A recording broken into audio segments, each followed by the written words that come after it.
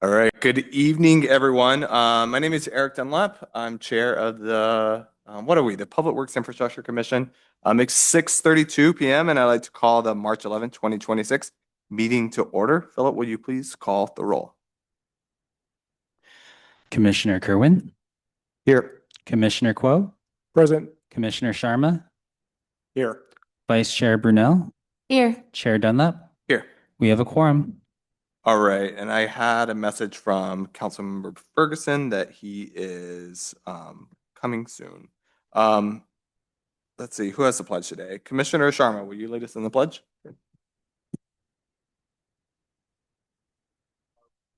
Ready? Begin. I Pledge allegiance to the flag of the United States of America and to the republic for which it stands, one nation, under God, indivisible, with liberty and justice for all. All right, thank you. Our first item on the agenda is general public comment. So this is public comment on anything that's not on the agenda that's, I would say, public works or transportation infrastructure related.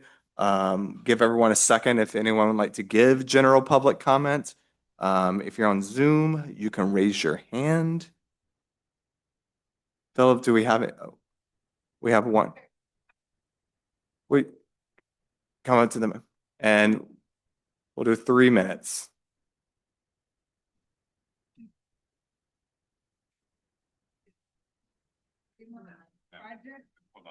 Yep. You're good now. Okay. Start. I'll start over. I live on Huntington Drive and I've become very interested in the Huntington Fremont project and rather concerned with some of the ideas they've come up with. I know they are prioritizing bike lanes, thinking of punctual drive-through. But currently the option C or whatever they're referring to it was we're having parking in the street, which I found a horrible idea. And other things. I just can't see if they're really thinking it through real world. But as part of that whole picture, I was flipping through that whole stack of stuff you get for all kinds of stuff in this city. I mean, all over the place. I saw when I told some people about this project, they said, oh, good, they're going to pave Huntington. Well, maybe they're going to when they do that project, but when flipping through that project, they're paving some other streets. There's nothing about paving Huntington. They keep trying to repair the potholes and it's not, they're doing the wrong asphalt or something. It's not working. I just was wondering if there was a plan to pave some of the streets that need it besides the ones listed in that stack of papers. Great, such your public comment. Yeah, we'll ask city staff that if there's, Julian, would you mind, and thank you for your public comment on Huntington. I'm well aware that the pavement condition on Huntington needs repair. As part of the Measure M MIT project, would that include resurfacing Huntington Drive? I'm asking the Public Works Director. Okay, so ma'am, as part of that project, it sounds like a portion of the scope is redoing the pavement along Huntington Drive. I'm not sure about that, but I think we're going to agendize that project at our next commission meeting in April. But I recognize you from the meeting the other night, and so I know that your comments are certainly documented and well heard, and we'll talk about that at our April meeting. But thank you for your public comment. All right, our next item is reordering or additions or deletions to the agenda. Talking with staff, they would like to table agenda item 4, the update on status of capital improvement projects. There are some corrections that they would like to make in the presentation to make sure we have the most accurate presentation. We will still have the opportunity to provide input and hear public comment on this item before it goes to council on April 15th. In addition, although April 15th, is that the second?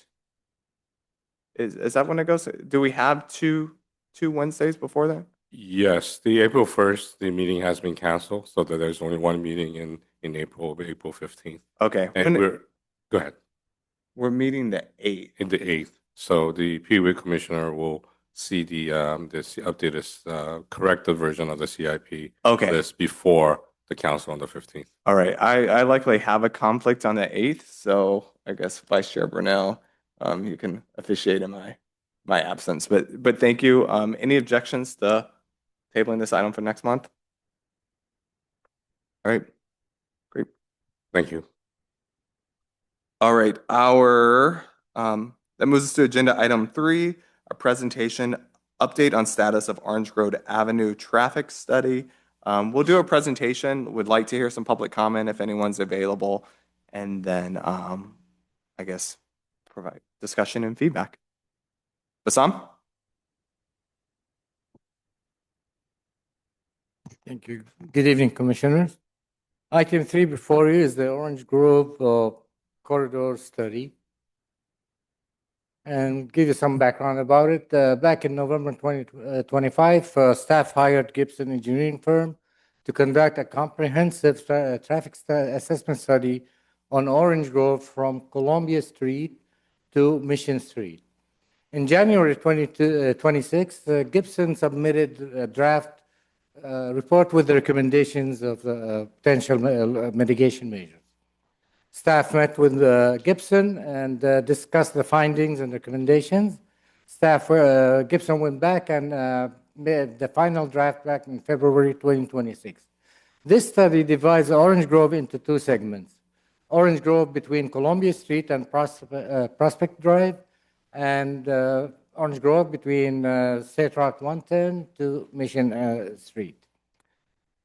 Staff met with residents in the area 3 times before the study, and we met with them 1 more time after the study to share the findings with the community.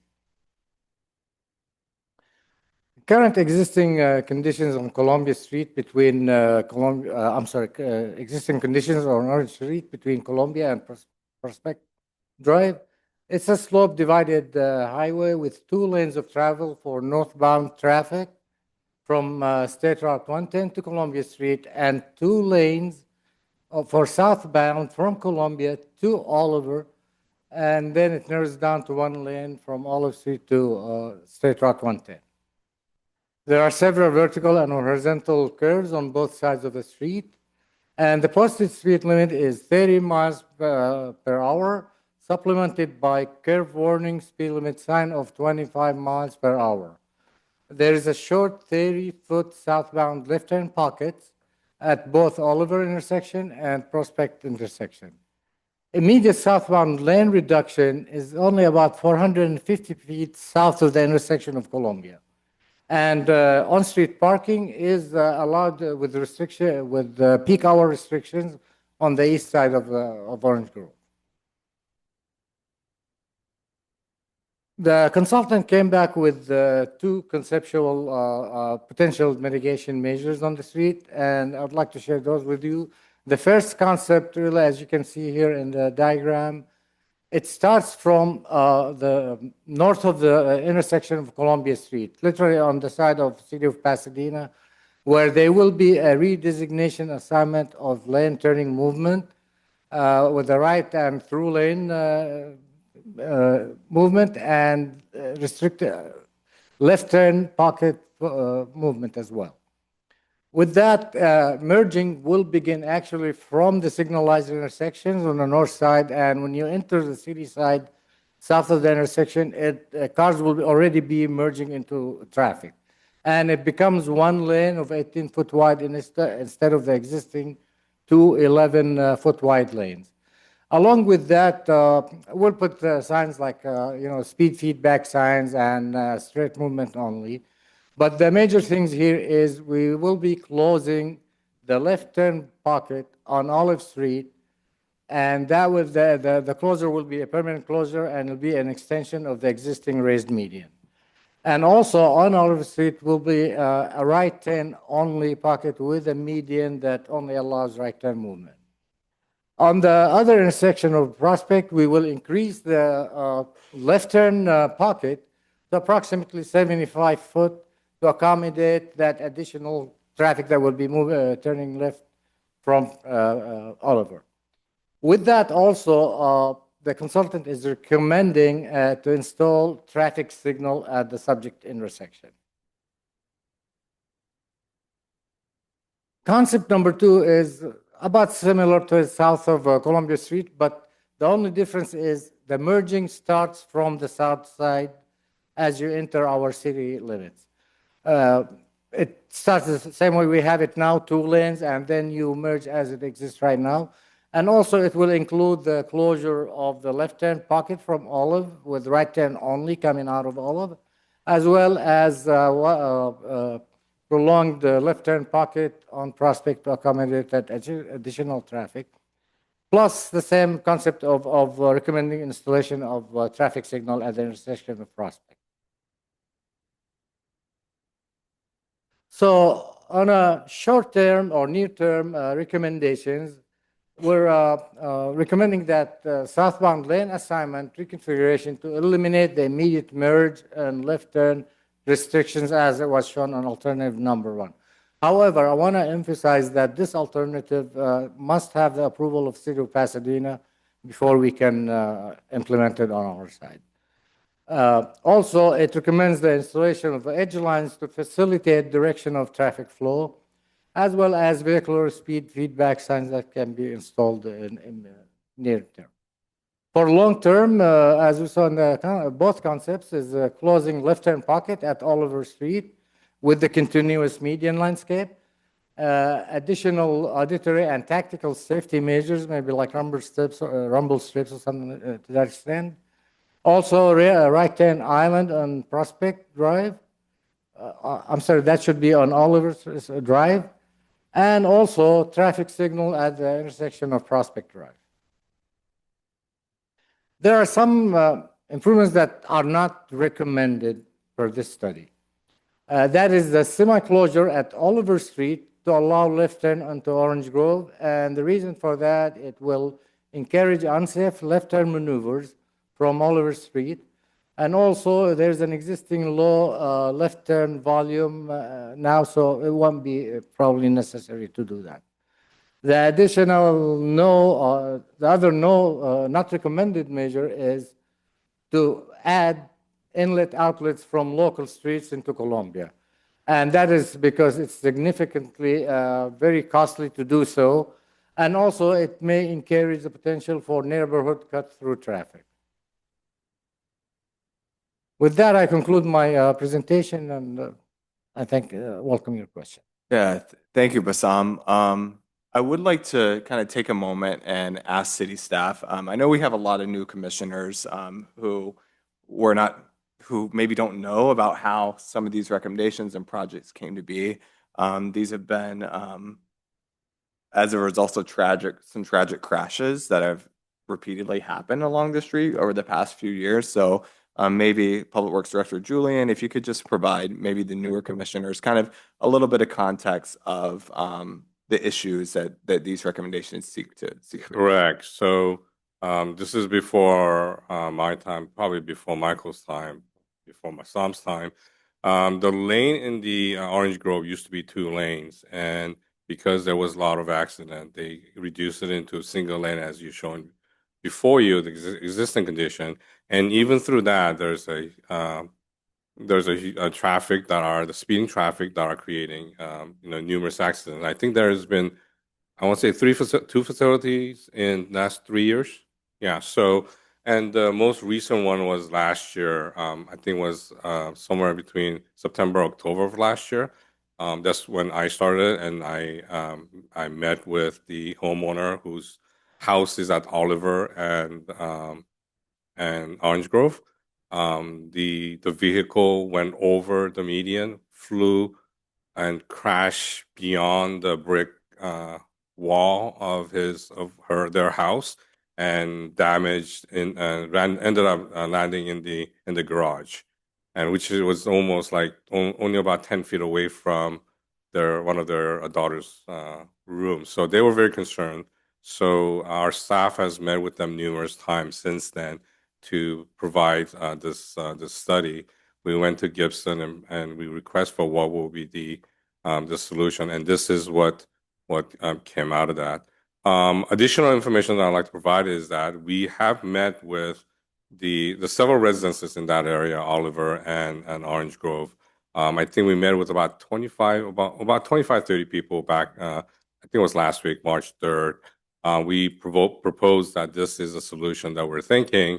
And so it requires a significant, investment in financially, because not only the extension of the median, you need to extend out the like a left pocket turn at the Prospect, and also signal lights. I don't think having just having the left turn pocket without signal lights, I think it may create issues. I think it would create traffic backup. So I think signal is definitely needed. So these are some of the preliminary thoughts that I shared with the residences. And one of the things that they're asking for is that instead of making a significant investment of almost $1 million of investment with a traffic signal, they're suggesting what is the feasibility of closing both Oliver and Prospect. Bassam, can you take a look? Phil, can you go back to the one of the recommendation page?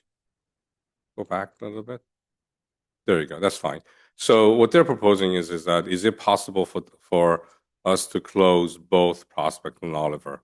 So what I'd like to ask People Commission is to get a permission for us to go back to consultants and take a look at that. If that's a possible solution, I think it is a most cost effective and also resolves the issue that's having at Orange Grove. With that, the staff is available for any additional questions. Yeah, I might go to public comment in a second, then we can do commissioner discussion. Yeah, you mentioned the fatal crash. And just if everyone's not aware, south is to the left on the page. So the vehicle was traveling south on Orange Grove, and where you see that painted median, there's a house on the corner. And so that's the vehicle crashed in that house. And there was another fatal crash in pretty much the same pattern, I think a few years back. At the same location. At that same location. But before we get into kind of comments and questions, I'd like to, Philip, do we have any public comment? Yeah, go ahead. You have a second. You have a second. And you have 3 minutes. Go ahead. Okay, I'm not that familiar with that area, but if you close both those streets, then I assume you're closing off all ways for people to walk across that street. So they would have to go all the way up to one end or the other in order to walk across the street. Yeah. Well, it looks like they were going to put in one down at Prospect. So I just assuming that when you spoke to the residents, none of them brought that up as an issue. I mean, if it's not an issue for the local residents, it's not going to be an issue for me. If I'm biking in that area, it's easier, to bike that distance or to make a change on an earlier block and then kind of go all the way around. It's just only if anyone needs to walk across. I don't know how people get to schools in those areas, or I don't think there's too many businesses, so you're not trying to walk to businesses. That's the only thing I wanted to bring up is in case anyone needed to walk across there. Thank you. All right. Thank you, Tucker. And if you could fill out a public comment card too for the record.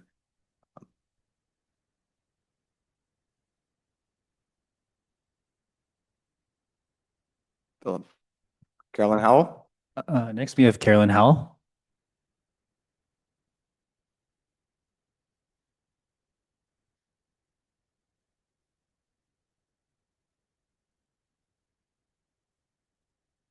Sorry. During the first fatality, we've since moved, downsized up to Orange Grove. So I'm still very connected to the issues. I just live in Pasadena now. And so I'm not here representing my old neighborhood, although I know Eric and I have gotten to know each other over the past 5 years or 4 years dealing with this. I also know that y'all done a lot of work, thank you, with the current residents that aren't here tonight, but I know there's a lot of disagreement about whether if you close off Oliver, Prospect gets the majority of that. If you close off both of them, you're going to piss off half that neighborhood who doesn't want cut off access to their neighborhood. And I'm not in that fight anymore. I just know that this has to be done with the city of Pasadena. Are you guys still meeting monthly or bi-monthly with the city of Pasadena Public Works Department? Actually, we do, yes. How do they feel about the merge starting north of the Columbia intersection? I Are they in shared support of that? I shared a copy of the study and the findings, and actually, they're looking at it now. They didn't give us a final answer. Okay. Because now I'm trying to work with the West Pasadena Residents Association. Obviously, anything to increase safety and decrease speed and increase safety of the residents of all of Orange Grove and the South Pasadena neighborhoods has to be done in coordination with them. So that's just my request, is that you continue to work with them. I know that you're never going to please everybody in this neighborhood, but if they don't raise that middle median to some degree, you're never going to keep those speeding cars on the southbound side of that. As you know, I mean, it flipped twice into our garage and their garage. So thank you. Thank you, Caroline, and appreciate you. I remember you coming to our first meeting when after it happened, and some action was taken. You know, obviously, there's I think more to be done, which is why we're here tonight. Unfortunately, the very similar crash happened, but thank you for your public comment. Would like to go through commissioner questions for staff, unless Philip, do we have anyone on Zoom for this item? There are no I don't public think- comments online. All right, who wants to kick us off and get started? I will. I'll just Right. ask. Commissioner Gordon? So just to clarify, this proposal then reflects the consensus of the neighbors that you guys met with? Is that, I guess, can you elaborate on how you guys gauged that feedback from the neighbors in developing these solutions? So initially, we did take kind of inputs from the residences, and then we provide that directions to the consultant to provide this result. The result is not what the community is thinking. They're thinking that they prefer closing the both left turn lane. We didn't evaluate that because, as you know, one of the residents said, you are gonna have some people who are upset because they use this road. If you look at some of the recommendation that's not proposed, is that many of this community only could enter through Oliver and Prospect because there are two streets on Columbia that is all already blocked off. So we were looking into, is it possible to open that up to create entrance to this community and block off Oliver? But those are the two entrances from the Columbia is not recommended by the consultants, as you've seen in the report. So discussing this with the community, again, this is not the whole community. This is just 25 people that are within that area is preferring that closing off the Oliver and Prospect is what they want us to see and what the consultants to evaluate. So we again, with your permission, we would like to go and ask the consultants to look at that and see what it looks like, because there's not only the people that are going into the community, there's also cut-through traffic that uses the Oliver, uses a Prospect, and go down Meridian. So there is that another 710 routes that people are taking. So closing this thing off will have an impact on that. Does that bring peace to the community and safety to the community? Again, this is something that the staff don't know, and we would like to evaluate that with the consultants. And then using that analysis plus this analysis, collectively come up with what would be the best solution for the community. And so in that scenario where if you were to close both Prospect and Oliver and not open the local streets on Columbia, the only access to this community would be via Fremont. Is that correct? Correct. Yeah. Correct.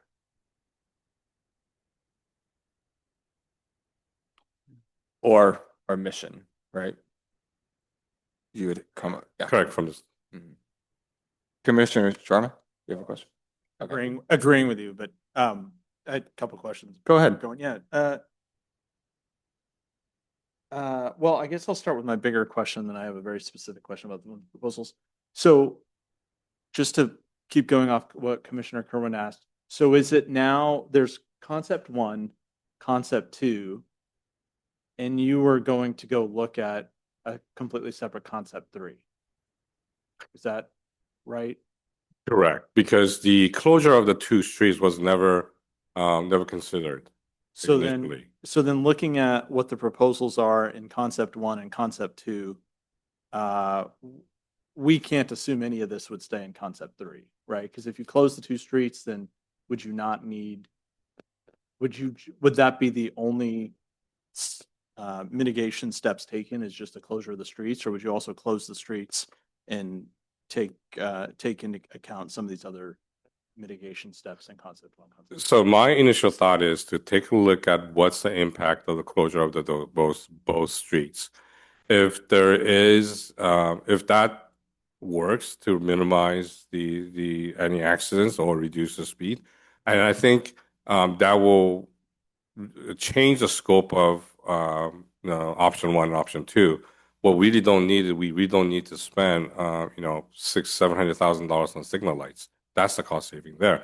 However, there's other measures that needs to be done. We need to put some structural safety there so that whether it's a raised median, whether there's a bollards, we do need to provide some traffic protection so that the vehicle that are traveling at higher speed needs to slow down. So those are the measures that we need to look into.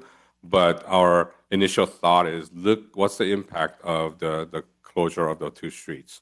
And based on that, we want to take a look at is if the closure of the two streets is not feasible and it's not the recommendation of consultants, then I'll come back to the council and say, I think we need to choose between option one and option two. And also, I do need to do public outreach with the residents saying that consultants have looked at that and that's not what they recommend, and because of certain regulations and rules. So I do need to work with them on that. So right now, we're trying to find out whether it's feasible or not. And if it's feasible, how can we do it?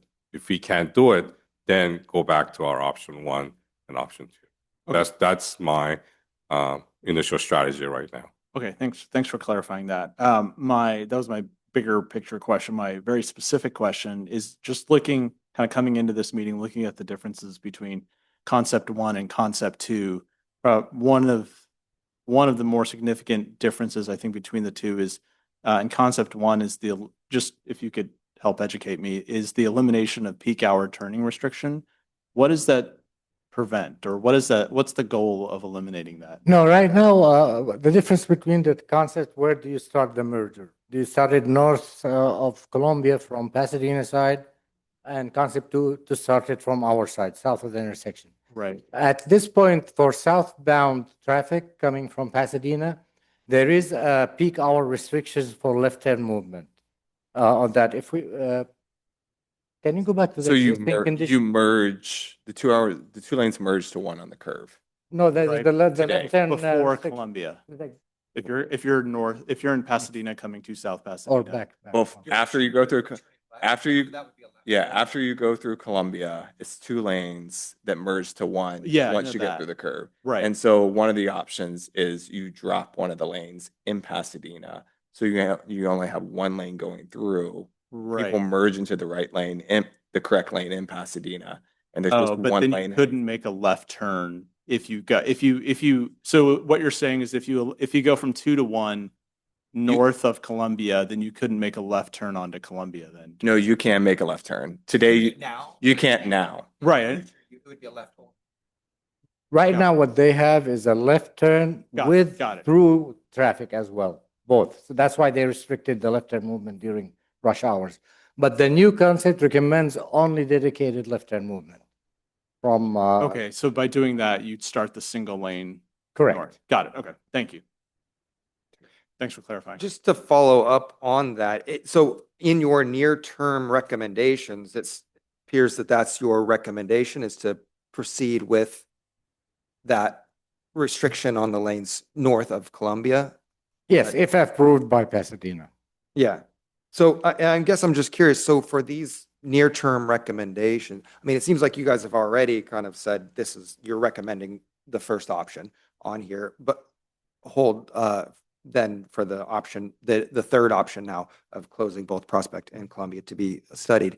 I guess I'm wondering, could these near-term solutions be implemented they seem independent from whether or not you close Prospect or not. Would it make sense to proceed with those near-term solutions in parallel with this other Correct. study? Correct. So let me clarify that. This is the recommendation from the consultants to the city. This is not this is not what we could decide. If the commission decides to no, this is option one. I don't think option one is a good idea. If it's option two is a good idea, let's go with option two. Then the city will go with option two, which will eliminate some of this near-term the recommendation. Again, this is the recommendation of the consultants that we want to share with the PWIC so that you could make the decision as a body. Now, going back to the closure of the two streets, Oliver and Prospect, those were never discussed with the consultants. So we need to take a step back and have them evaluate that first, and again find out if the blockage making no left turns and extending the median all the way through is a feasible idea. That's the study that we want to perform. Once we come back, if it's not feasible, then we do need to make a decision of option one and option two. So just to clarify or restate, what I'm saying is would you, I guess, be supportive, or if we took a motion to proceed with these near-term recommendations, implementing them in parallel with you taking the step back to do this other study of both closing both Prospect and Oliver? We could, again, if the commission decides that let's take these actions first, which is the left turn and all that, we will start coordinating with the Pasadena to get those things done while we communicate with the residents saying that, hey, this is something that we're going to measure. However, we will evaluate the other options too. So we could make that communication too. Yes. I would be supportive of that. Just rather than just stepping back and not making forward progress, I would propose Like moving for something moving forward with while near the study term about while the study. both of the closures happen. I kind of having been around this commission, and we've discussed Orange Grove several times and mentioned both of the fatal crashes, and had, I would say, differing ideas on the past of what should be done on Orange Grove. Certainly that merge south of Columbia when you're heading southbound is not a great merge. It's very short. It kind of comes up you all of a sudden. You're going through a curve. In the full transparency, there were past commissioners who wanted to make Orange Grove to 2 lanes heading southbound. It used to be 2 lanes, rewind it to 2 lanes.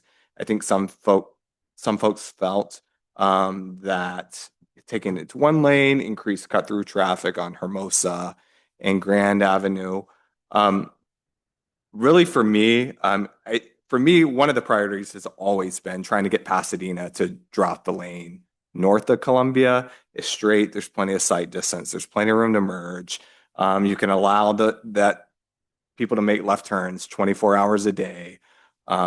That's always felt like a very simple solution that, with political will from our city and the city of Pasadena, could be done in a month, if you know what I mean, if both folks could agree. And then also, if we go back to the option one, I think option one was my preferred option. Also, closing or extending that median through Oliver Street, to me, it seems like it has to be done. Like, it needs to stay on the table with both options, whether independent of what you do at Prospect. If you drive heading south on Orange Grove, you're looking straight in that driveway of that corner property. And it's almost like you are driving, it's like the roadway extends into that driveway and into that garage. And so I think because of that, and we've had 2 fatal crashes in that same manner there, to me, like that, for the liability of the city, even if you want to think beyond death, just like the bottom line of the city when a 3rd crash happens, there, I think the city has to do something to keep people from driving straight into that property again. I would, I guess my question, kind of thinking about that, is I know that long term is, oh, let's extend the meeting and make it look nice and landscape. Are there things that can be done in the short term, like with K-rail or and paint, where you could put K-rail along the center line and paint to kind of simulate what it might be for a closure? Maybe help folks get adjusted to the new traffic patterns and experience it in their everyday life before proceeding with um, a full-blown project. So discussing with Sam and also Michael on this issue, closing the Oliver is very sensitive because if we close off, everybody's going to go on Prospect. And right now, I think there's only pocket for maybe one or two vehicles in the Yes. in Prospect, correct? So what that will do is that will create a traffic. So staff's recommendation is to block off Oliver when we do the extension of the left turn pocket on Prospect because of the traffic that's going to go there and the signal.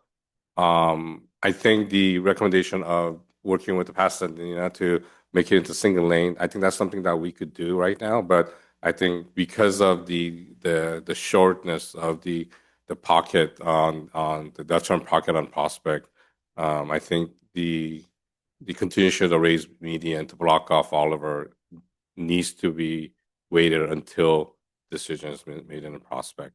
Another idea that the staff has brought in was that if the feasibility is there to close off both Prospect and then possibly instead of spending millions of dollars on medians and not doing that, put a couple of K rails there just to see how it works, see the behavior, take some measurements before the permanent closure. So those are some of the ideas that the staff has brought up. So we will definitely take a look at that in the future. So Yeah, I mean, I kind of understand what you're saying now, that if you close off Oliver today, then naturally people are going to try to cut through on Prospect, and the left turn pocket can't handle that. So to quick build that today, you're saying it can't be done independent from extending that left turn pocket at Prospect. But should there be a desire to close them both, then you could do that quick build with K-rail and paint and still until funding could be identified to make it nice and landscaped. definitely putting a K rail there just to see how it goes. And if it doesn't work and if it becomes a nightmare for everybody, then I mean we have a quick fix. Now we say, okay, you know what, the closure doesn't work. We tried it. I mean, even though simulation worked, but it doesn't work in real life. So we take off the K rail, go back to option one and option two. And have you engaged fire or law enforcement emergency vehicles? I know when you restrict a movement, they have certain access requirements that they need. Um, Correct. Still two ways in, two ways out of the neighborhood. Right. We haven't engaged fire into the police department because it was a single closure with Oliver. But if it's a double closure with Oliver and Prospect, we definitely need to have them take a look and make their evaluation as much as the consultants on the traffic.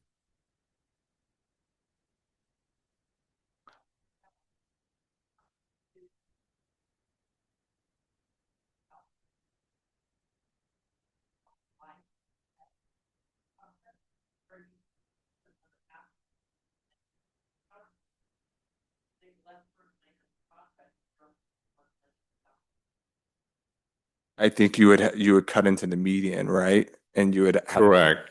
Correct. The reason why the closure of, if you could go back, closure of the Oliver doesn't work is that currently the left turn pocket onto Prospect, there's only two vehicles.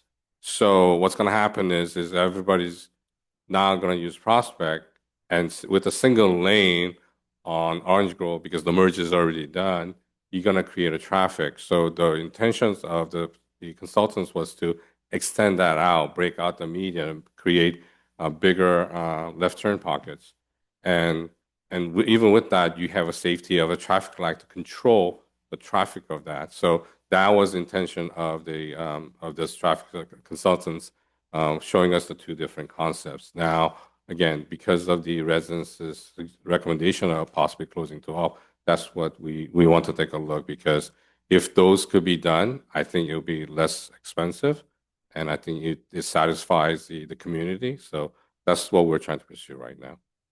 Thank you. Thank you, Caroline. Commissioner Kuo? Yes, thank you, Pazan. That's a good presentation. I do take Orange Grove day to day, so familiar with the area.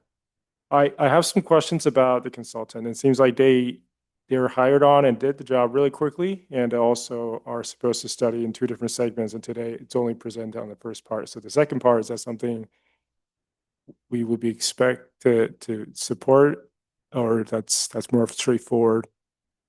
Second part meaning the Orange Grove between Between Freeway and Mission. We can present that later. We're still actually evaluating Okay. that option there for the second part of it. Okay. That's the section. Got it. And it looks like they are in the final draft now. So I'm curious if they only provided two alternatives during the draft, or did it provide more and it was screened out versus based on the input from the residents and their No, preferences? actually, the final draft, because they're waiting for us to tell them, it's only the two options. Got it. Okay. So waiting. they were seeking input to expand that. So, okay. And then in that case, I would support, provided there's funding remaining in the task order, your contract, that you look at other options.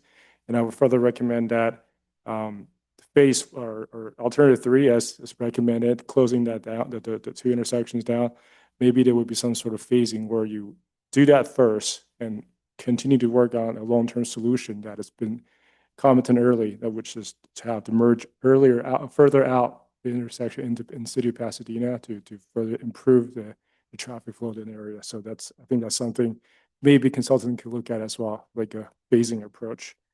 And my next question, it's last month we had an extensive presentation on the engineering and traffic survey. And by changing the traffic flow potentially with the near-term fixes, does that change the traffic speed requirements based on the requirements in that engineering and survey study? Actually, the new engineering and traffic survey that we discussed last time recommends lowering the speed limit on Orange Grove. So when it's approved by council, we will lower it automatically to 25. Perfect. And I have seen street signs being put out, new speed limit signs being put out around the school. So I think that one of the quick fixes being recommended is something I think the city would have the capacity to perform fairly quickly. And my last question is, in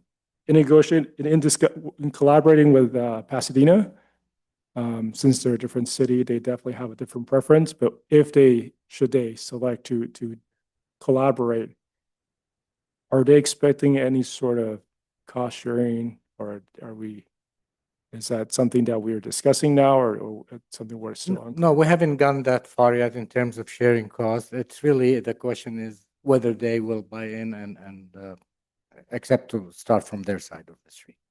Okay. But yeah, eventually will be just the percentage share of the intersection. Okay, great. Thank you. Okay. I think what I'm hearing is like that we want to move forward with some sort of short-term measure while the long-term measures are being still refined. As far as like cost sharing with Pasadena, the amount of money that has probably been spent by the city talking about this intersection is hundreds of thousands of dollars. So whatever money they need to make their signal modifications, I say we just pay for it. And if they need $50,000, I mean, we've certainly spent way more than that talking about the safety concerns at this intersection, and I think it's urgent that we do something there. Personally, I don't know where the commission kind of lands, but I would like to strongly encourage city staff to make it a priority to work with the city of Pasadena to drop a lane north of Columbia. That's something that if you can get across that political hurdle, it can be done pretty quickly. It could be done in months instead of years. And it could at least, well, it's not going to be the full, not going to address all the concerns. I think it's an important like first step. we've been talking about this for 3, 4 years. This idea has been on the table. Oh, we're meeting with the city of South Pasadena. They don't like it, they don't like it. They're okay with it. We talked to them. I don't, I'm not going to be on this commission next year, but I don't want y'all to continue to have this conversation. I don't know if we need to like recommend to council and council needs to make a formal position. Hey, talk to the city of Pasadena about this. This is certainly a liability concern. For the city of South Pasadena, the fact that we've had 2 fatal crashes that happen in the same manner. If another one happens again, I don't think that the city of South Pasadena should be on the record saying, well, it was too complicated. It was, we couldn't work with another city. So, Julian, I'm looking at you, but I would urge you for this to be a priority for your team to talk with the city about the potential of the lane drop north of there. Feel free to weigh in, and if you think that council needs to weigh in on that, then we can certainly provide a recommendation to council. Definitely, we haven't gone to council on these options and these story of this community. So we do need to have conversation with the council. I'd like to have kind of a study session with the council to discuss this for maybe half an hour on the April meeting or the May meeting. We could do as a staff, we could approach Pasadena about what is the possibility of doing so instead of waiting until the council. We will evaluate the feasibility and possibility of doing this with Pasadena. Whether council decide not to do it, then we don't pursue. But if they decide to, at least we took a first step communicating with us. So we could start a communication with the Pasadena now, and then set up this study session with the council for informing them of what's going on, and then work with Pasadena and see what they could do as part of support us with part of this traffic study. So we could get it going in parallel. Okay, I think I would like to put a motion on the floor. I recommend that the city proceed with all feasible near-term measures that it can take, that it present to council the option or the commission's recommendation to drop the lane in the city of Pasadena for their concurrence or for their approval, I guess. What would you say, approval or concurrence? For their concurrence. And then maybe we vote on that and then we go to the different long-term alternatives. Okay. So as city staff to proceed with short-term measure, the near-term measures, and recommend that city council consider working with the city of Pasadena to drop the lane north of Columbia Street. Second?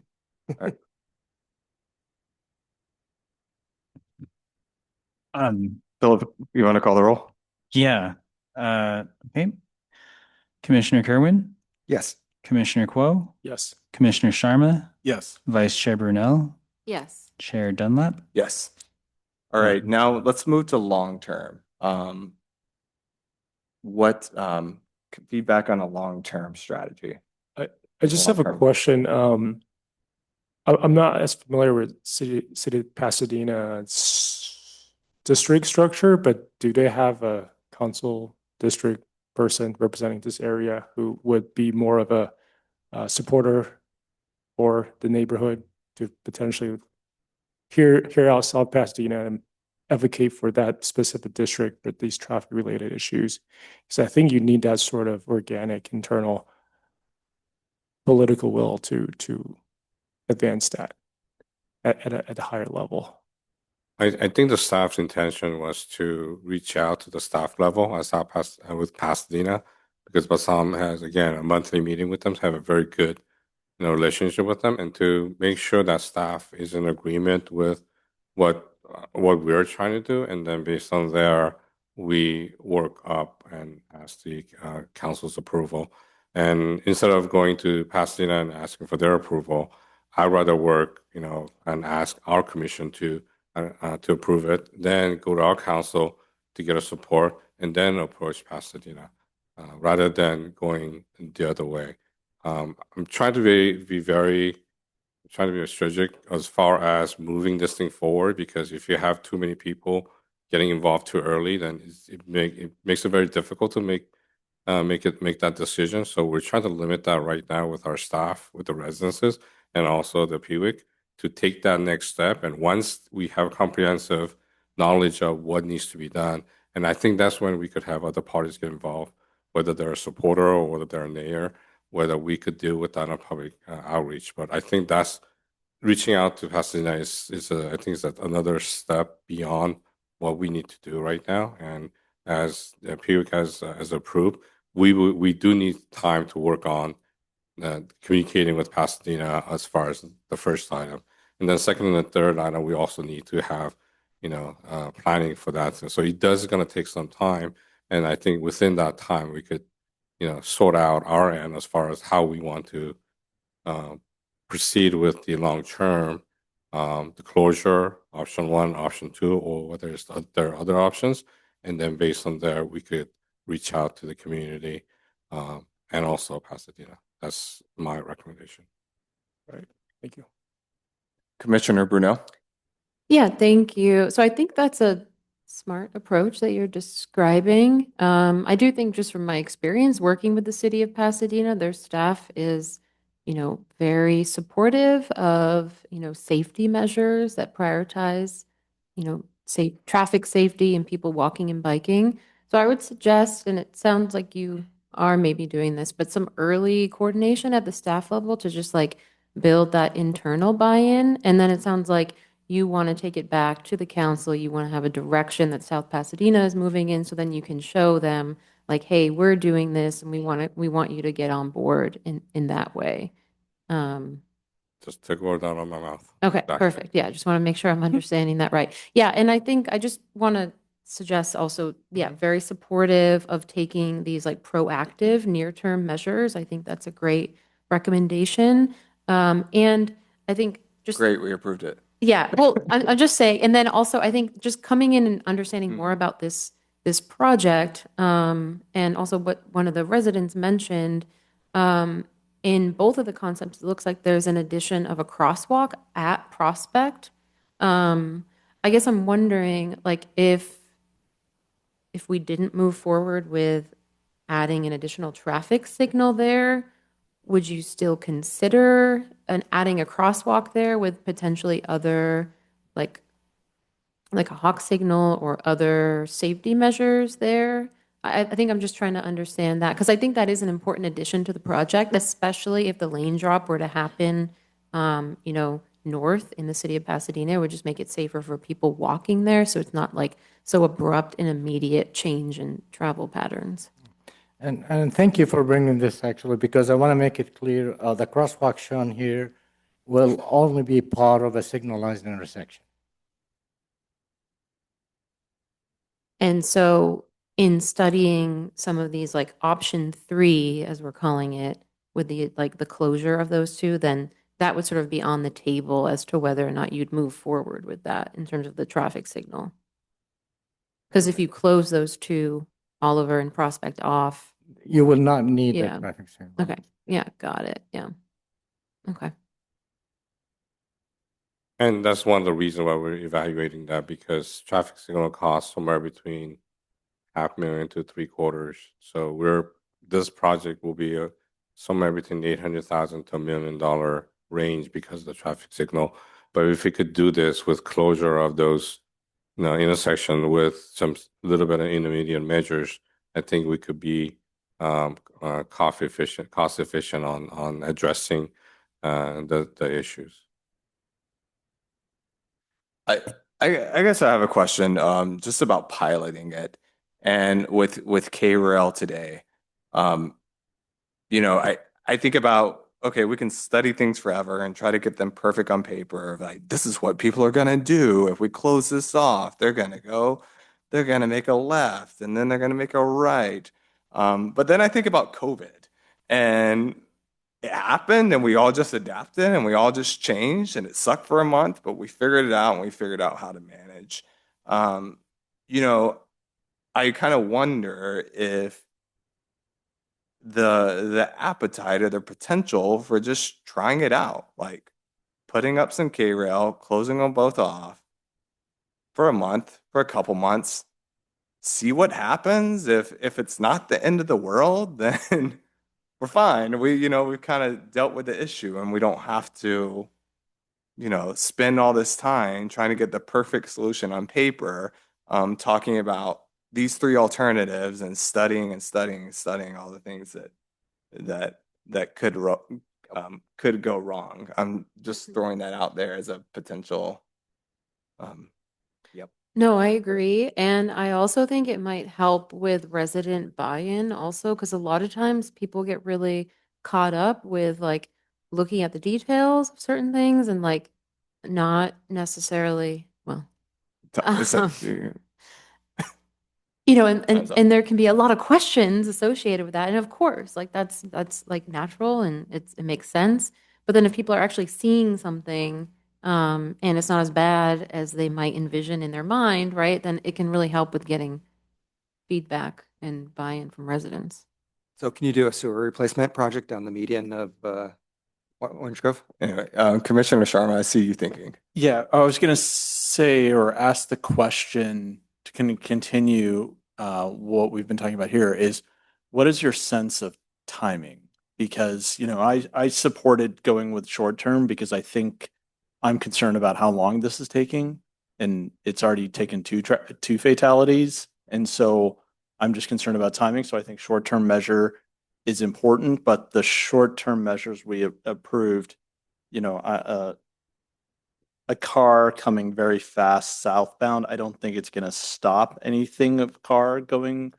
So it's going to require some sort of structural changes. And so, are you is the staff level back and forth with the city of Pasadena going to take 6 months, 18 months? What is your sort of expectation of, talking to the city of Pasadena, looking at going back and having whatever period of time it's going to take to evaluate option three.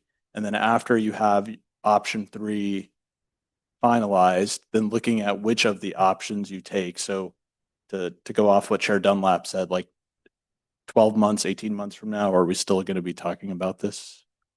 So as far as timeline, you know that I've been here only a couple of months. So I started in October, and We haven't. and I actually met with the residents right after. So it is around November. Is it about right time? Is when I started. So it's been 4 months, and within this 4 months is what all these things has developed. So I think we're in a fast track of what we need to do, and we also have constantly communicated with the residences. So I think we're in good hands in that as far as a timeline.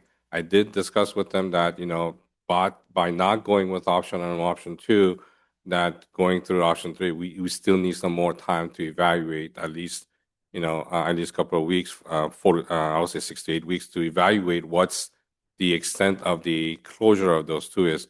They're willing to wait because they're saying they waited so long that they want to do this thing right way. So they're being patient with us. Now, does the first part of the question is how long would it take with Pasadena?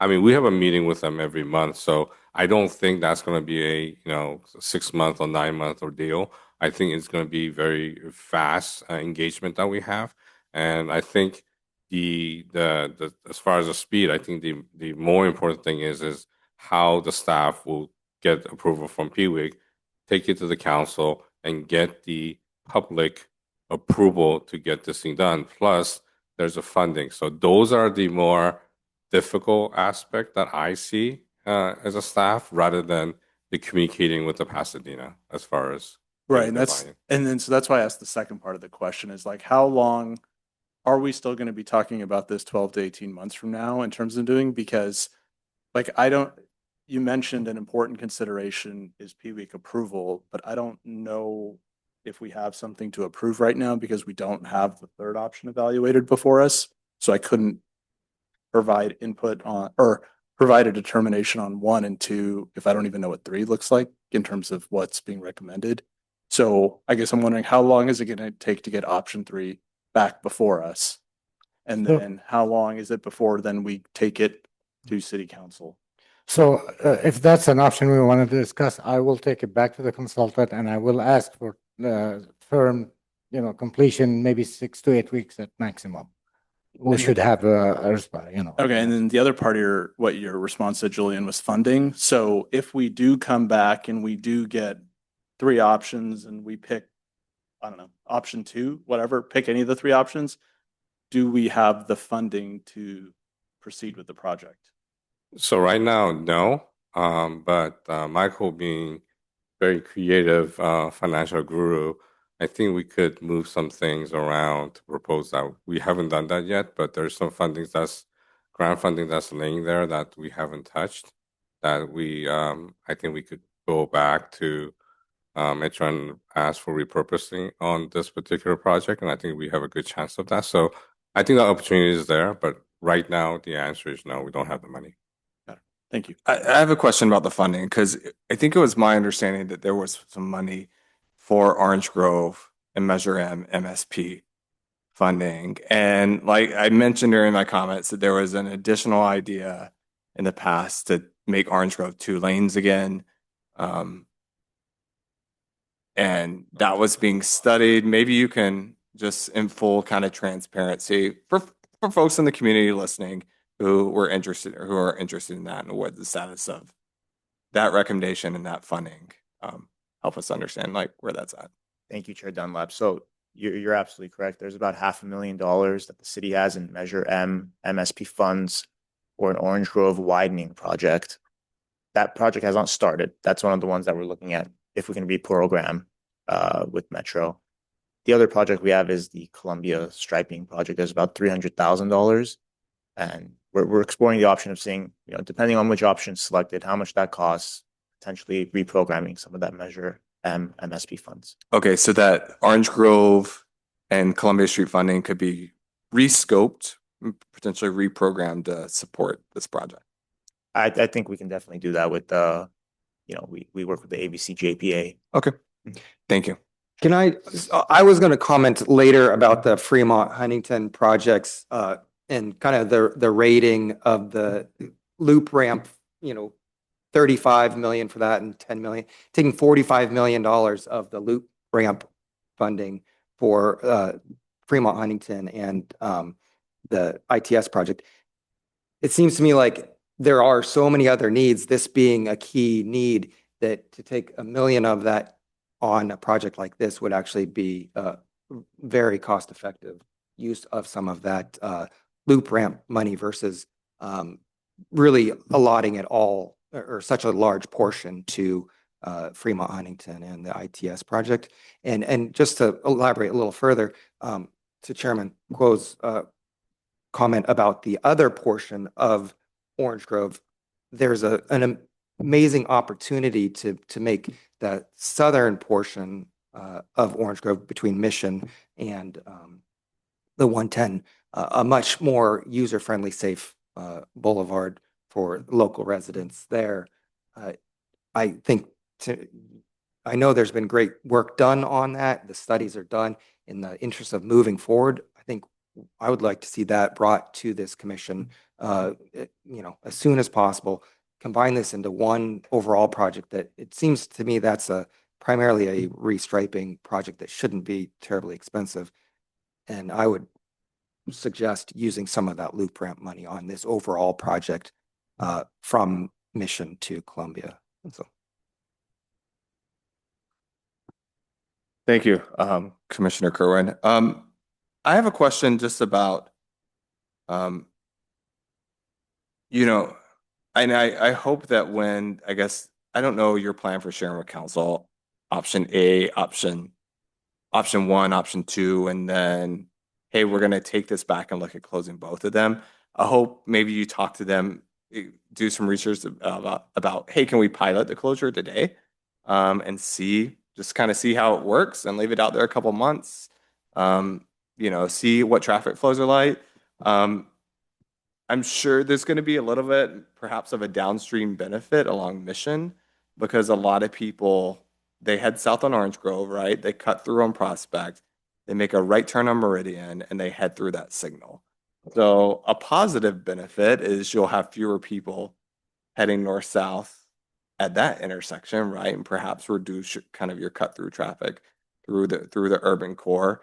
You'll have to think about the other kind of path around that people take as they head south by Orange Grove Park, make a right, then a quick left, head to Orange Grove, get over to Meridian or Monterey. So someone's going to have some heartburn. But that's why I say we're not, if we could pilot it, then we could see what those concerns are. Maybe they're valid, maybe they're not, and just kind of adapt and address those as they come up. But maybe you can share, like, are you going to come to us with option 3 before going to council and get their feedback, or like, what's your I haven't discussed that with the city manager yet, so I'm hoping to provide Piwik with comprehensive information before going to the council. However, if city manager feels that we do need to share this information, then we'll do the 2-part. But they will be provided information that we provided to you, and not the option 3. We'll come back to you to the commission for option 3. I don't want to say option 3. Evaluation of the two street closure and what that will look like before taking the next action. Do you know, does this have to go through CEQA because you're taking away a movement? I don't think so. I think this is part of the neg deck. You're not changing. Okay. Yeah. It's not a new facility that's affecting the environment. Okay. Commissioner Bo. Yeah, hi, thanks. I do have one thought. It sounds like the city staff is pretty committed to explore their option to bring back a more comprehensive portfolio of alternatives. And you mentioned that you'll bring it back to PWIC, eventually to City Council. I'm curious, I'm fairly new to this board here, and in the past, when making these type of decisions, based on community input, is it best, based on your experience, to get their input as you before you finalize these alternatives, then come to PWIC and the City Council, or is it you want to get City Council's blessing, then you go back to the resident and then conduct outreach that way? I'm just curious, from your experience, what is the better workflow and process to really get the engagement and the support needed? My philosophy is come to the commissioner first to provide the detailed information of what needs to be done and get your buy-in. And then from there, I would approach the council. And now I have 10 ambassadors that I could do public outreach for the staff. So that's how I take on certain things, that I request for permission from the approval of the commissioner, and then approval of the council, and then approval of the public. Okay. Thank you. I just want to make sure that some of the near-term things, and maybe you can work with the city manager, if we want to get council's input on the potential of closing that left turn lane, and while some of these evaluations are happening, if we need to go ahead and like separate it going to council, like letting council know, hey, we have the safety need here. We want to take action. We want to be proactive. Like, here's some near-term things we're doing. While we're doing those, just letting you know that in 6 months we're going to come back and we're gonna talk about some longer term things. I think I would be supportive of that, like at least getting some of the near term things before council while you're perfecting some of the long term. Yeah, again, I will reach out to city manager and I'll let them know what happens at this meeting, and we'll, again, as I discussed, that we will do a proactive initial approach to the Pasadena about this, and have them think about it and have them provide their inputs. While that's going on, we will look into the third option. And again, we're having many different things happening at once, but eventually it will come out to one path, which is we'll have everything so that the PWI can make a commission.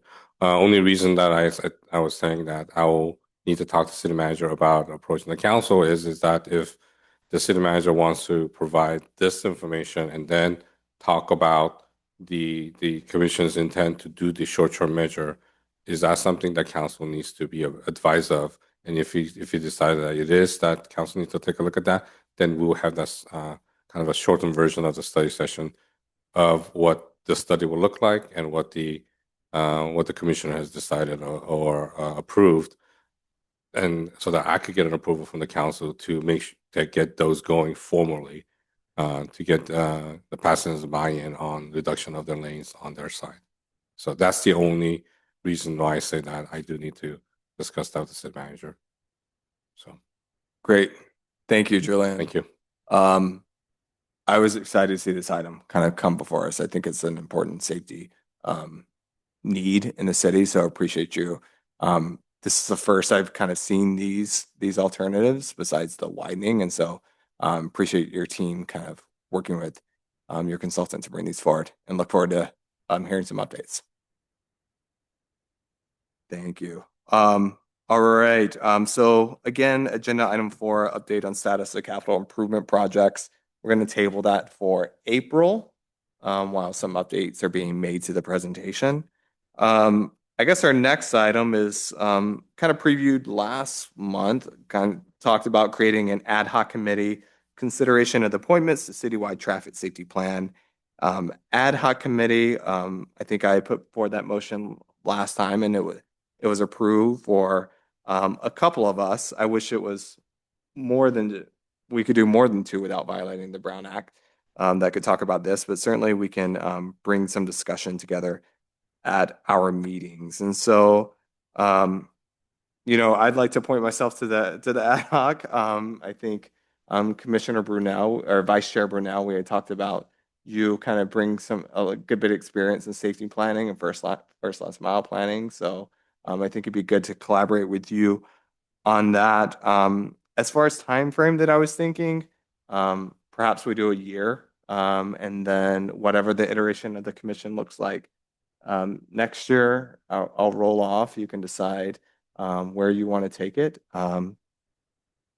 Yeah, so I think any thoughts on I guess cool? You good? No, I think that's great. I'm glad that you brought it up. I think it's very much needed, and especially to be more proactive on some safety planning. And so we're not in the situation where we are now with Orange Grove, right? Where we're trying to be like more reactive. So yeah, I think it's really critical and important. Yeah, and I was trying to look at some of the data, like fatal and severe injury collision data, just to kind of get a snapshot of where the city was at.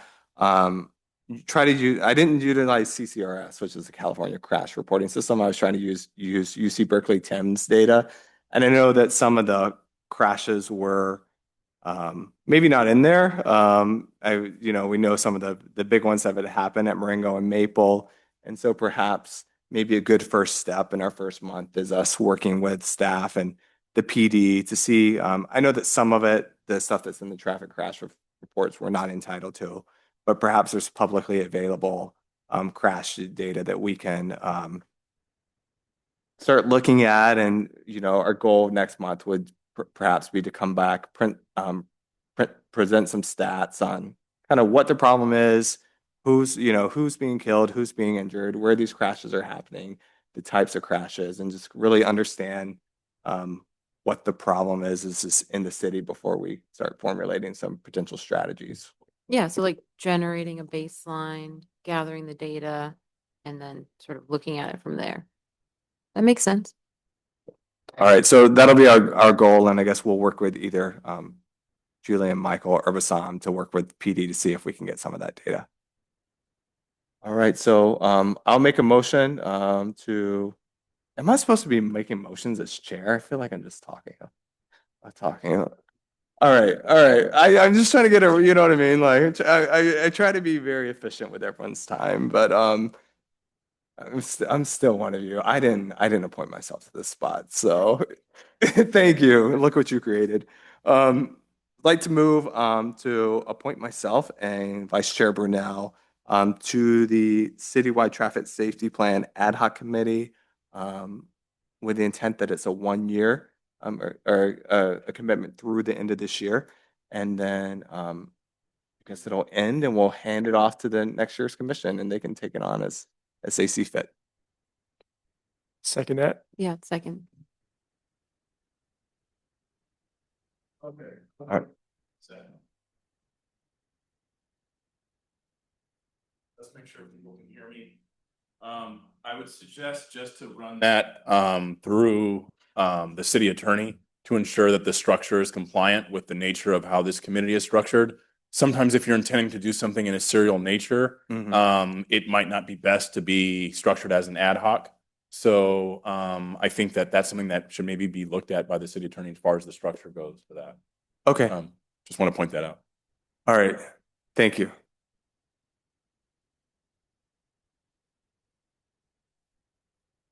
Is that something that staff can support us with in terms of doing that? Okay, great.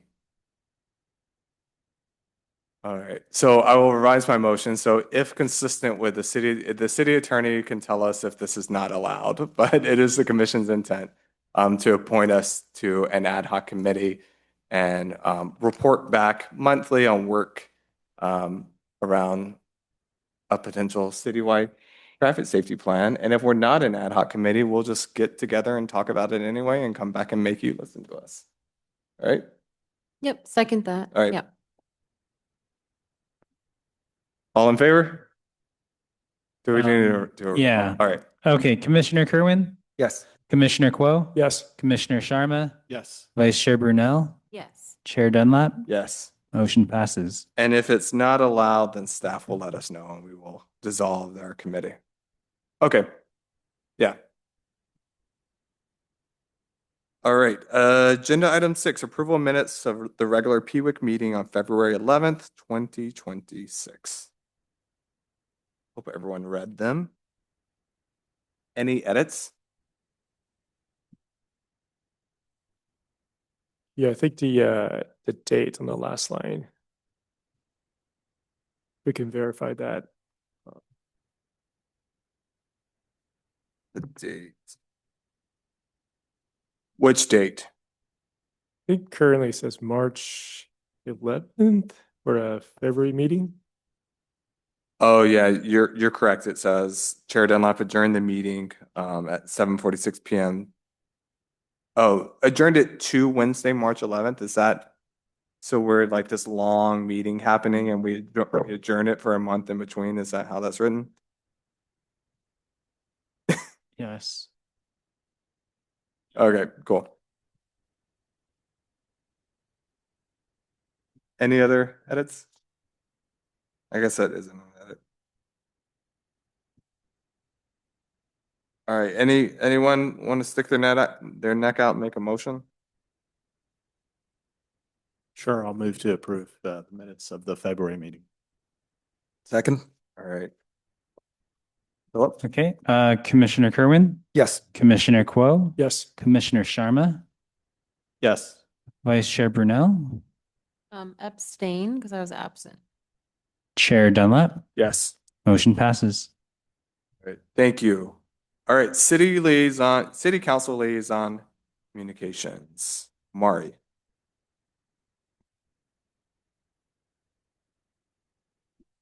Hi, I just wanted to mention that we had that open house. I'm not sure if that was discussed earlier today.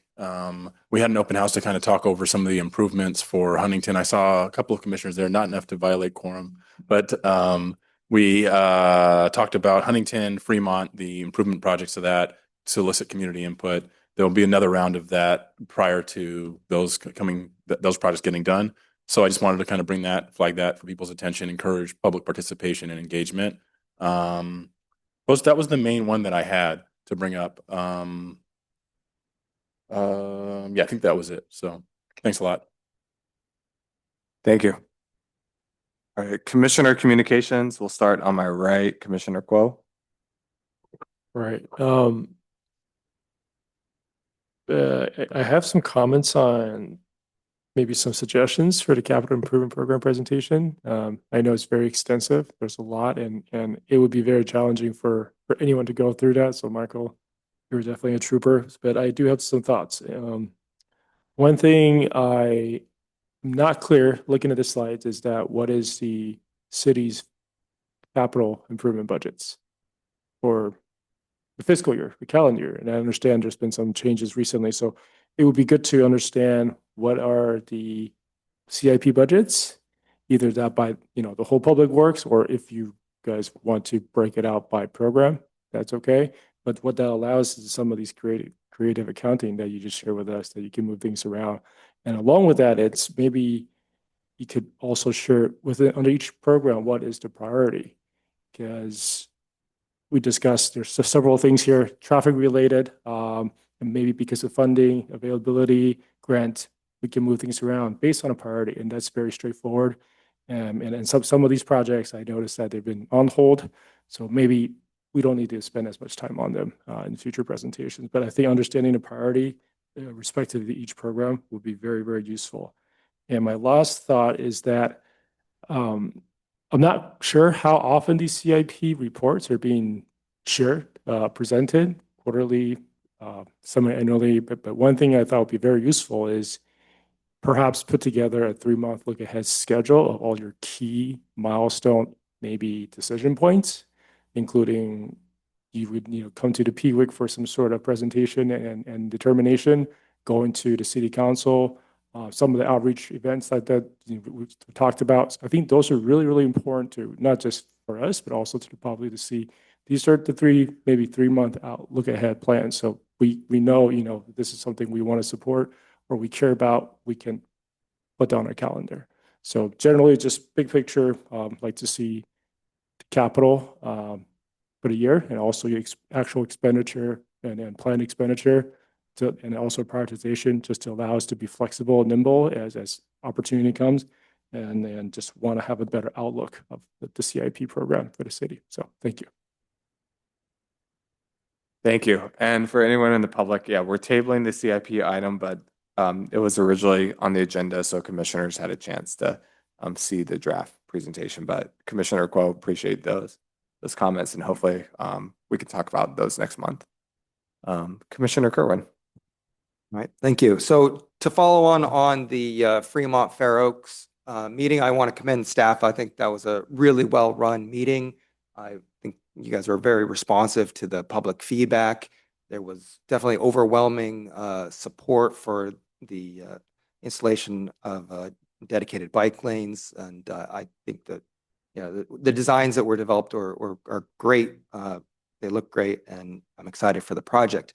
But to my prior comment, I am concerned about the dedication of so much funding to that project, and in particular, with all the other needs that are around on the city on these kind of other potential improvements that could be utilizing that funding. And so in the presentation on Fremont and Huntington, for Huntington, for instance, there's option 3 and option 2 are both presented. The only real noticeable difference is option 3 reduced the travel lanes to 2 in each direction versus option 2 maintains 3 travel lanes in each direction, but is $6 million less expensive as shown in the presentation. To me, that's $6 million could be better used on some of these other projects, for instance, as we discussed, Orange Grove or Mission Slow Streets, or another related Arroyo Drive. There is a sewer replacement project going on right now, has the whole westbound side of that street blocked off for that project. Demonstrates to me that it's no impact from what I can tell on the use of that street or the parking. I think there would be great opportunity there for a bike lane, making that more of a pedestrian friendly, bike friendly parkway there. But also, I just want to go back. My other concern with the option 3 for Huntington Drive is there is a mention, a kind of a footnote there of this may require a frontage road. And so by reducing to 2 throughput lanes in each direction, then if there is an issue with the traffic, then you need a frontage road. That frontage road would be exorbitantly expensive. That I don't think there's full disclosure on the cost impacts of that, which would be in the many tens of millions of dollars, probably as expensive as the project overall. Almost potential. I don't know, but I would say maybe doubling the cost of this project. So to me, it's just a non-feasible option to put in that frontage road due to cost constraints. And so I think there needs to be more disclosure of that, basically that the costs of that if that's being considered. So definitely, I want to just express my support for the option 2, which is less expensive and less risky. Also, similarly, I guess on Fremont, there's 2 options, and really under consideration, it seems. One would, it's the trade-off between a middle turn lane or parking on both sides of Fremont. To me, the greatest benefit there is to the general public would be to maintain the middle turn lane to keep traffic moving on that and eliminate the parking on the west side of Fremont. I think there will be general outrage from drivers if that middle turn lane is removed, that could impair the efforts to implement bike lanes in other parts of the city if there's a kind of backlash against the worsening traffic conditions as a result of putting in these bike facilities on Fremont. And then so just to follow on then finally is, while these improvements are great and I'm very supportive of them, the main folks that I think the greatest beneficiaries of this are the students that will be accessing the high school and middle school using those bike lanes, mainly coming from the western portion of the city, the western half of the city.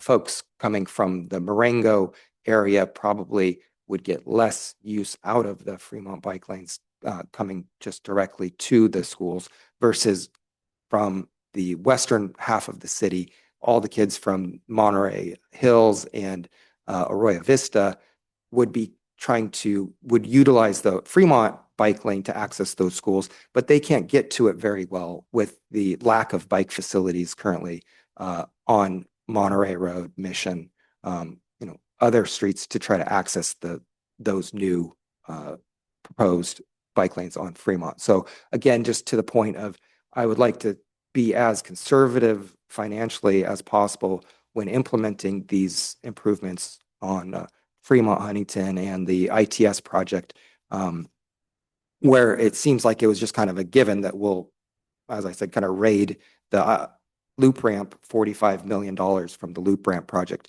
to put to these 2 projects, when I suggest, again, Orange Grove, Mission, Monterey, Arroyo, other really valuable projects to benefit the city. So that's my comments. Thank you. Thank you, Commissioner Kerwin. Commissioner Sharma? Sure, thank you. I guess the only communication I have is just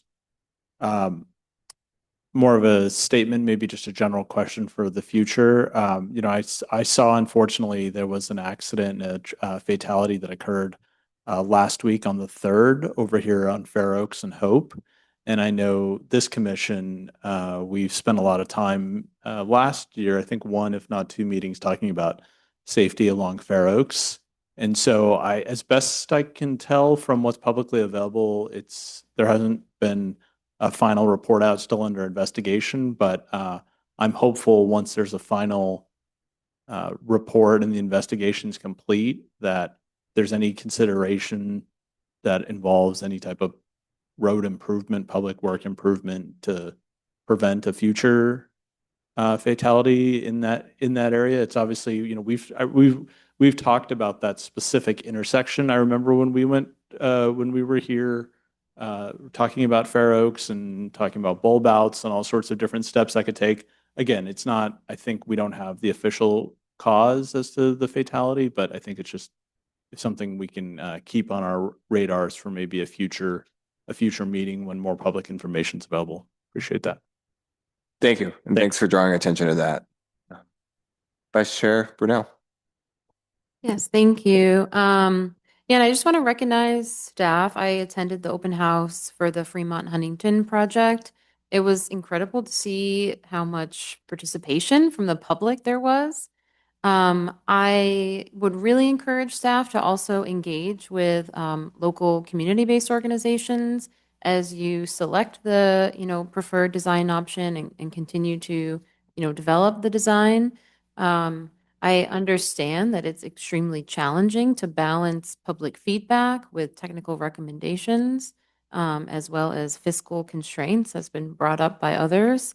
And yeah, just really want to recognize your efforts for continuing to go the extra mile to really make sure that a broad group of South Pasadena residents are engaged.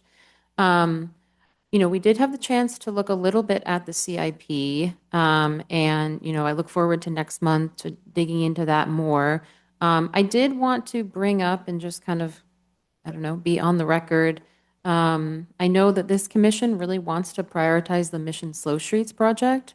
And, I would, really hope that that's part of the conversation next month, and, what's happening, how that project is going, what the future holds. I did see some of the new parklets that were out on Mission Street, and they look really great. I walk by them all the time on my way to the train. So great job with that. And yeah, just also appreciating efforts on the Orange Grove project as well. And yeah, just reiterating that. And I think, Chair Dunlap and I think with a focus on safety and really being proactive and looking at some of these hotspots within the city, can really help us, prevent these things in the future as much as possible, right? And really look at, ways to, yeah, again, just proactively address some of this and looking at quick build strategies, things that can be done on lower budgets, and being able to just really like use the resources that we have in a way that helps address critical needs. Thank you, Vice Chair Brunel. And I concur with Commissioner Kerwin and Vice Chair Brunel about the interest in seeing the slow streets, Mission Slow Streets move forward. Would like to see it end before the Olympics. I think would be a good goal for us to make it look sharp before then. Because I was just thinking, because we tabled the capital improvement program, I think April might be a little bit of a marathon meeting if you're going to cover our capital improvement program and Fremont Huntington. So get ready.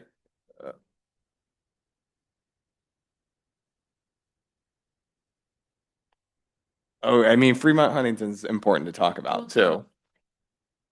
We want to definitely talk about Fremont Huntington. I think I'm looking at like maybe just consolidating and prioritizing important updates for the CIP. Okay.